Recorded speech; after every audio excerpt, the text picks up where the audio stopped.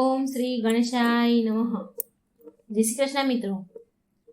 શ્રી હરિ વિષ્ણુ ભગવાનના અવતારની કથા 11મો અવતાર કૂર્મ અવતાર એટલે કે કાચબાનો અવતાર, કચ્છપ અવતાર.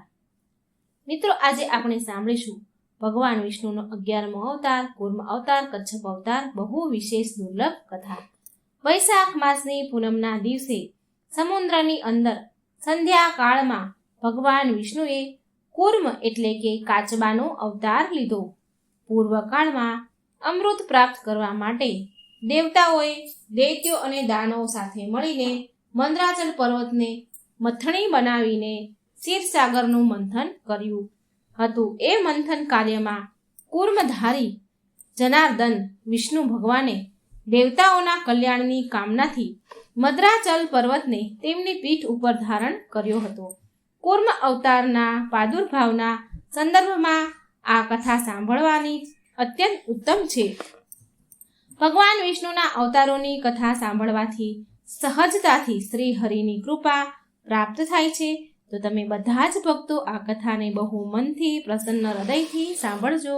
અને વિડીયો સારો લાગે તો લાઈક અને શેર જરૂર કરજો અને આ ચેનલને સબસ્ક્રાઈબ પણ જરૂર કરી લેજો. એકવાર ભગવાન શંકરના અંશ અવતાર મહર્ષિ દુર્વાસાએ પૃથ્વીના તળ પર વિચરણ કરતા હતા. એક વિદ્યાધારીના હાથમાં અત્યંત સુગંધિત માળાને જોઈને દુર્વાસા ઋષિએ કહ્યું કે હે સુંદરી, તમારા હાથમાં સુશોભિત પારિજાતના ફૂલોની અત્યંત સુગંધિત દિવ્ય માળા મને આપી દો. તો તે વિદ્યાધારિણીએ મહર્ષિના ચરણોમાં શ્રદ્ધાપૂર્વક પ્રણામ કરીને તેમના કર કમળ એટલે કે હાથમાં માળા આપતા અત્યંત નમ્રતાથી પૂર્વક મધુર વાણીમાં કહ્યું કે આ તો મારું પરમ સૌભાગ્ય છે કે હું તો ધન્ય થઈ ગઈ. મહર્ષિ દુર્વાસાએ લઈને તે એક માળા તેમના ગળામાં નાખી દીધી અને આગળ ચાલ્યા. બીજી બાજુ એથી દેવતાઓના અધિપતિ દેવરાજ ઇન્દ્ર ઐરાવત હાથી ઉપર ચડીને દેવતાઓની સાથે ચાલીને આવી રહ્યા હતા. મહર્ષિ દુર્વાસાએ પ્રસન્ન થઈને અત્યંત સુંદર અને સુગંધિત પારિજાતની માળા તે ઇન્દ્રના ગળામાં નાખી. તેમના ગળામાંથી દુર્વાસા મુનિ એમના ગળામાંથી નીકાળીને ઇન્દ્ર ઉપર ફેંકી. ઇન્દ્રએ એ માળા ઐરાવતના મસ્તક પર નાખી. હવે જુઓ, ઐરાવતે એ માળા સૂંઢથી સૂંઘી અને જમીન પર ફેંકી દીધી. હવે આ દ્રશ્ય જોઈને મહર્ષિ દુર્વાસા મુનિ એકદમ લાલ ચોળ થઈ ગયા. તેમણે અત્યંત ક્રોધે ભરાઈને ઇન્દ્રને શ્રાપ આપી દીધો કે અરે મૂર્ખ, તે મારી દીધેલી માળાનો આદર ન કર્યો, માટે તારો ત્રિલોકનો વૈભવ નષ્ટ થઈ જાય. તે મારી દીધેલી માળાને પૃથ્વી પર ફેંકી છે, માટે તારું આ ત્રિભુવન ક્ષણભરમાં નષ્ટ પામે. તારું આ ત્રિભુવન શ્રીહીન થઈ જશે. પ્રિય દર્શક મિત્રો, આ સંદર્ભમાં ક્યાંક એવું પણ કહેવાય છે, એવી પણ કથા છે કે મહર્ષિ દુર્વાસા ભગવાન શિવજી પાસે દર્શન કરવા માટે ગયા હતા. દર્શન કર્યા પછી ભગવાન શિવજીએ પારિજાત પુષ્પની માળા મહર્ષિ દુર્વાસાને આશીર્વાદના સ્વરૂપમાં આપી હતી અને એને લઈને મહર્ષિ દુર્વાસા ચાલી નીકળ્યા.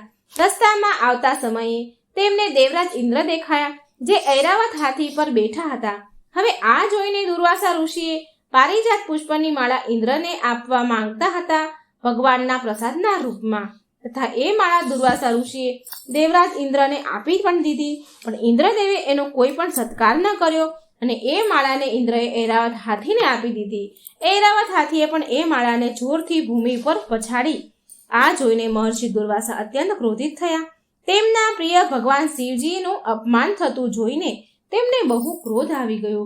ક્રોધના વશીભૂત થઈને તેમણે દુર્વાસા મુનિએ ઇન્દ્રને શ્રાપ દીધો કે તે શ્રીહીન થઈ જશે, તેમનો બધો જ વૈભવ નષ્ટ પામશે, તે દરિદ્ર થઈ જશે. હવે જુઓ, મેં તમને આ વિષય પર જોડાયેલી બે વૃત્તાંત સંભળાવ્યા, બે કથા સંભળાવી. હવે આગળ સાંભળો. ભયભીત થઈને ઇન્દ્રદેવ ઐરાવત ઉપરથી નીચે ઉતરીને દુર્વાસા ઋષિના ચરણોમાં પડી ગયો અને હાથ જોડીને અનેક પ્રકારની સ્તુતિઓથી પ્રસન્ન કરવાની દુર્વાસા મુનિને કોશિશ કરવા લાગ્યા. ત્યારે દુર્વાસા ઋષિ બોલ્યા કે તું વારંવાર તારા વિનયનો ઢોંગ કેમ કરે છે? તારા આ કહેવાથી સાંભળવાથી શું થશે? હું તને ક્ષમા નહીં કરું. મહર્ષિ દુર્વાસા ત્યાંથી ચાલતા થઈ ગયા ક્રોધમાં ને ક્રોધમાં, અને ઇન્દ્ર પણ ઉદાસ થઈને અમરાવતી પહોંચ્યા. એ જ ક્ષણથી શ્રાપના દુષ્ટ પ્રભાવથી ઇન્દ્રદેવ શ્રીહીન થઈ ગયા. ત્રિલોકના વૃક્ષ તથા લતાઓ ક્ષીણ થઈ ગઈ, નષ્ટ થવા લાગી, શ્રીહીન થવા લાગ્યો. ત્રિલોક શ્રીહીન થઈ જવાથી પ્રબળ પરાક્રમી દૈત્યોએ તેમના તીક્ષ્ણ અસ્ત્રોથી દેવતાઓ પર આક્રમણ કરી દીધું. દેવગણ પરાજિત થઈને ભાગ્યા. સ્વર્ગ દાનવોનું થઈ ગયું. અસહાય, નિરુપાય અને દુર્બળ દેવતાઓની દુર્દશા જોઈને ઇન્દ્ર, વરુણ વગેરે દેવતા સમસ્ત દેવતાઓ સાથે સુમેરુના શિખર પર લોક પિતામહ બ્રહ્માજી પાસે પહોંચ્યા. સંકટગ્રસ્ત દેવતાઓના પ્રાણ માટે બ્રહ્માજી એમની સાથે શ્રી હરિ વિષ્ણુના ધામ વૈકુંઠ પહોંચ્યા. ત્યાં કંઈ પણ ન દેખાવાથી એમને દેવવાણી દ્વારા એ શ્રી વિષ્ણુ હરિ ભગવાનની સ્તુતિ કરતા પ્રાર્થના કરી. દેવતાઓની સ્તુતિથી પ્રસન્ન થઈને તેજસ્વી ભગવાન વિષ્ણુ મંદ મંદ હસવા લાગ્યા અને એમની વચ્ચે પ્રગટ થઈ ગયા. દેવતાઓએ ફરી દયામય સર્વસમર્થન પ્રભુની સ્તુતિ કરીને તેમનું અભિષ્ટ રીતે નિર્વાહન કર્યું. તેમણે કહ્યું, નિવેદન કર્યું અને કહ્યું કે હે પ્રભુ, દૈત્યો દ્વારા પરાજિત થયેલ અમે લોકો આતુર થઈને તમારા શરણમાં આવ્યા છીએ. તમે અમારા પર પ્રસન્ન થાઓ અને તમારા તેજથી અમને સશક્ત કરો. જગતપતિ ભગવાન વિષ્ણુ ગંભીર સ્વરમાં દેવતાઓને કહે છે કે હે દેવતાઓ, ફરી સશક્ત થવા માટે જરા મૃત્યુ નિવારણ ક્ષુધા અપેક્ષિત છે. અમૃત સમુદ્ર મંથનમાંથી પ્રાપ્ત કરવું પડશે. આ કામ તમારા એકલાથી દેવતાઓથી નહીં થઈ શકે. માટે તમે સમાન નીતિ અપનાવો. અસુરો સાથે સમનીતિ કરી લો. અમૃત પાન કરવાના કારણે એમને લાલચે દાનવ પણ તૈયાર થઈ જશે. પછી સમુદ્રમાં બધી જ ઔષધિઓ લાવીને નાખી દો. ત્યાર પછી મંદરાચલ પર્વત એટલે કે મંદગીરીને મથની અને નાગરાજ વાસુકીને દોરડું બનાવીને એની સહાયતાથી સમુદ્ર મંથન કરો. એનાથી તમને નિશ્ચિત શુભ ફળ પ્રાપ્ત થશે. આટલું કહીને લીલાધારી પ્રભુ શ્રી હરિ અંતર્ધ્યાન થઈ ગયા. હવે જુઓ, ઇન્દ્ર વગેરે દેવતા રાજા બલિ પાસે ગયા. બુદ્ધિમાન ઇન્દ્રએ બલિને તેમના બંધુનું સ્મરણ કરાવ્યું અને ભગવાનના આદેશ અનુસાર અમૃત પ્રાપ્ત માટે સમુદ્ર મંથનની વાત કહી. રાજા બલિ બોલ્યા કે હે દેવતાઓ, અમૃતમાં દૈત્યો અને દેવતાઓનો સમાન ભાગ હશે. દેવતાઓએ આ વાત રાજા બલિની સ્વીકાર કરી, શરત માની અને અમૃતના લોભથી રાજા બલિએ દૈત્યોને અને ઇન્દ્રનો પ્રસ્તાવ સ્વીકાર કરી લીધો. દેવોનો ઇન્દ્રનો પ્રસ્તાવ સ્વીકાર કર્યો. ત્યાં ઉપસ્થિત અન્ય સેનાપતિ, ત્રિપુર નિવાસી દૈત્યોએ પણ રાજા ઇન્દ્રનો પ્રસ્તાવ સ્વીકાર કરી લીધો. પછી બધી જ તૈયારી શરૂ થઈ ગઈ. વૃક્ષો, છોડ, વેલા, અન્ય ઔષધિઓ બધી સમુદ્રમાં નાખવામાં આવી. પછી દેવતાઓ અને દૈત્યોએ એમનો મતભેદ ત્યાગીને મંદરાચલ પર્વતને ઉખાડ્યો અને ક્ષીરસાગરના તટ પાસે લઈ ચાલ્યા. પણ મહાન મંદરાચલ એમનાથી વધારે દૂર સુધી ન લઈ જઈ શક્યા અને પછી એમને વચ્ચે જ છોડી દીધો મંદગીરી પર્વતને. એ સોનાની મંદરાગીરી પર્વતના પડવાથી કેટલાય દૈત્યો અને દેવો હતાશ થઈ ગયા. દેવો અને દૈત્યોનો ઉત્સાહ ભંગ થતાં જ ગરુડજી ત્યાં પ્રગટ થઈ ગયા. તેમની અમૃતમય કૃપા દ્રષ્ટિથી મૃત દેવતા હતાશ થયેલા ફરી જીવતા થયા અને તેમની શક્તિ પણ ફરી આવી ગઈ. કરુણાનિધિ ભગવાન શ્રી હરિએ એક હાથેથી મંદરાચલને ઉઠાવીને તેમની પીઠ ઉપર મૂક્યો અને દેવતાઓ અને દૈત્યો સહિત જઈને તેને ક્ષીરસાગર પર તટ પર મૂકી દીધો. દેવતાઓ અને દૈત્યોએ મહાન મંદરાગીરીને સમુદ્રમાં નાખીને નાગરાજ વાસુકીનું દોરડું બનાવીને તેની મથણી માટે તૈયાર કરી લીધું. સર્વપ્રથમ એને જોઈને દેવતાઓ વાસુકીના મુખ તરફ ચાલ્યા ગયા.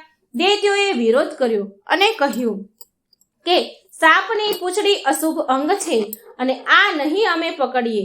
અને દૈત્યો દૂર જઈને ઊભા રહી ગયા. દેવતાઓએ દૈત્યોની વાત માની લીધી અને એ પૂંછડી સાપની તરફ ચાલ્યા ગયા. દેવતાઓએ પછી સાપની પૂંછડી પકડી અને દાનવો બધા વાસુકીના મુખ તરફ ચાલ્યા ગયા. દૈત્યો બધા વાસુકીના મુખ તરફ પકડી લીધું. પૂરા ઉત્સાહ સાથે સમુદ્ર મંથન થયું કરવા લાગ્યા, પરંતુ મંદરાચલ પર્વત નીચે કોઈ આધાર ન હતો. આ કારણથી એ સમુદ્રમાં નીચે ડૂબવા લાગ્યો. આ જોઈને ભગવાન વિષ્ણુએ વિશાળ અને વિચિત્ર કચ્છપ એટલે કે કાચબાનું રૂપ ધારણ કર્યું અને સમુદ્રમાં મંદરાગીરી નીચે પહોંચી ગયા. કાચબાનો અવતાર ભગવાનને 1,00,000 યોજન વિસ્તાર પીઠ પર મંદરાગીરી પર્વત ઉપર ઉઠી આવ્યો. દેવતા અને દૈત્ય સમુદ્ર મંથન કરવા લાગ્યા. ભગવાન કુર્મની કાચબાની પીઠ ઉપર મંદરાગીરી અત્યંત તીવ્ર ગતિથી ફરી રહ્યું છે અને શ્રી ભગવાનને એવું લાગતું હતું કે જાણે એની પીઠ ઉપર કોઈ ખંજવાળી રહ્યું છે. સમુદ્ર મંથનનું કાર્ય સંપન્ન થઈ જાય માટે ભગવાન વિષ્ણુએ સર્વના સંબંધ માટે અસુરોમાં અસુર રૂપથી, દેવતાઓમાં દેવ રૂપથી અને વાસુકી નાગમાં નિંદ્રા રૂપથી પ્રવેશ કરી ગયા. આટલું જ નહીં, પણ એ મંદરાગીરી પર્વતના ઉપર બીજા મહાન પર્વતની જેમ તેમના હાથોથી દબાવીને સ્થિત થઈ ગયા. શ્રી ભગવાનની આ લીલાને જોઈને બ્રહ્માજી અને ઇન્દ્ર વગેરે દેવતાગણ સ્તુતિ કરી અને એમના ઉપર દિવ્ય પુષ્પોનો વરસાદ કરવા લાગ્યા. આ પ્રકારે કચ્છપનો અવતાર શ્રીમદ ભગવાનની પીઠ પર મંદરાચલ સ્થિત થયો અને એમની શક્તિથી સમુદ્ર મંથન થયું. જે કાચબાની પીઠ ઊંચી હોય છે, મોટી હોય છે, માટે મંદરાચલ પર્વત એના પર ટકી ગયો. આવી રીતે કેટલાય દિવસો સુધી દેવો અને દાનવોએ સમુદ્ર મંથનનું કાર્ય કર્યું. ત્યાર પછી સમુદ્ર મંથનથી એક એક કરીને 14 રત્ન પ્રાપ્ત થયા, જેમાં હળાહળ વિષ, કામધેનુ, માતા લક્ષ્મી, ઐરાવત હાથી, ઉચ્ચશ્રવા ઘોડો, કૌસ્તુક મણિ, કલ્પવૃક્ષ, રંભા અપ્સરા, વરુણા દેવી, ચંદ્રમા, પારિજાત વૃક્ષ, 5 જન્ય શંખ, ભગવાન ધન્વંતરી તથા અમૃત કળશ પ્રાપ્ત થયા. હવે જુઓ, જેવું જ અમૃત નીકળ્યું એવું જ દૈત્યો અને દેવતાઓ વચ્ચે તેને પ્રાપ્ત કરવા માટે ભયાનક યુદ્ધ છેડાઈ ગયું. ત્યારે ભગવાન વિષ્ણુએ તેમના અંશ અવતાર મોહિની રૂપ લઈને યુદ્ધને સમાપ્ત કર્યું અને સૃષ્ટિનો ઉદ્ધાર કર્યો. આ પ્રકારથી ભગવાન વિષ્ણુએ સમુદ્ર મંથન માટે તેમનું પૂરી રીતે યોગદાન આપ્યું અને એમની કૃપાથી આટલા બધા રત્ન સમુદ્ર મંથનમાંથી પ્રાપ્ત થયા.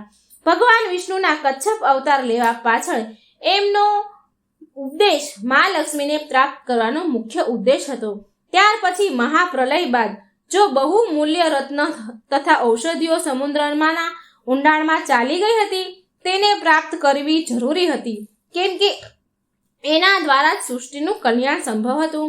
આના સિવાય કોઈ પણ રીતે બુરાઈ દૈત્યોનો ઉપયોગ સારા કર્મ માટે કરી શકાય, એટલે કે ખોટા લોકો દૈત્યોનો ઉપયોગ સારા કામ માટે કરી શકાય છે. આ દેખાડવું પણ, આ બતાવવું પણ આ અવતારની વિશેષતા હતી.